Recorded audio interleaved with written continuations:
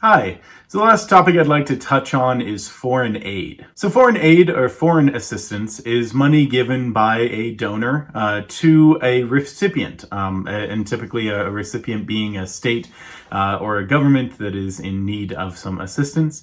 And there are several different reasons that that money can be given. Those include to influence political agendas. The traditional method of donating money so that somebody listens to your perspective more than they would have otherwise.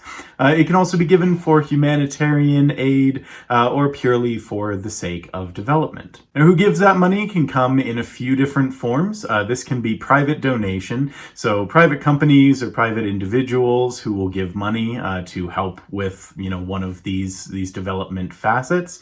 It can also be bilateral aid, which is specifically state-to-state aid, or it can be multilateral aid, and that is traditionally done in the form of an organization or some kind of supranational group or institution that gives money for the sake of development. It's important to note out of these that states are the largest donors. The amount of money we're looking at here roughly totals to around $150 billion a year.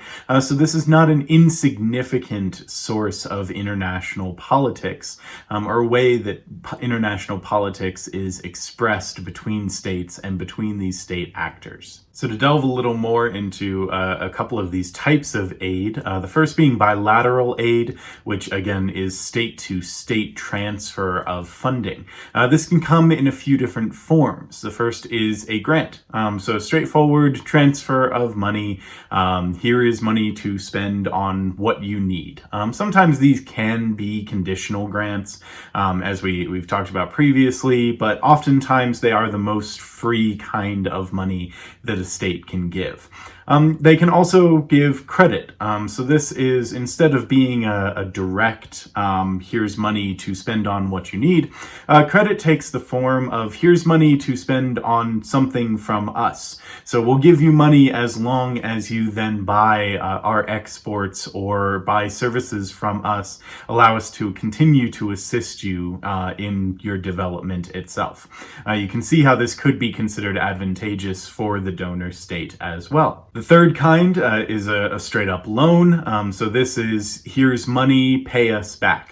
It's probably a little more easygoing, I think, or advantageous, I guess you could say, for the state that's borrowing than what you would get if you went into a bank to get a loan. Because oftentimes these have very long terms that they need to be paid back at, or they won't have interest rates or things like that, where a country is truly seeking to assist another country in its development through this loan. And the last segment is straightforward military aid. So this is a special kind of grant or a special kind of credit that is specifically for the development of military technology or for the development of armies. This often carries with it the assumed or sometimes directly stated preference that if that military technology is developed, it will be shared back to the donating country. And we also have multilateral aid, which, as I said, is when an intermediary acts between those states. Very often the money is still going to come from states as the largest donors in the world, and will still go to states for the sake of development, but in between you have an organization or you have an agency that helps to determine where that money goes and sometimes how that money is spent. This is most frequently done by the United Nations. With some of the organizations that they oversee, they are the largest provider of multilateral aid in the world. And as you well know, they do a lot of development projects and a lot of humanitarian work with this money that they get. That gives it a couple of benefits. It allows it to purely be for humanitarian purposes, if that's the reason that the organization is going to be donating this money. Or it has that sort of focus on providing for basic human needs. It doesn't necessarily have to carry with it the same political weight that money from a state to state directly often does. This also gives it a sense of legitimacy. So there's, with an organization organization that is outside of direct state control, there's a sense that that organization is acting for the legitimate best interest of the countries that it's helping. It is also perceived as being fairly neutral and being able to have an equal or global type of approach to this money.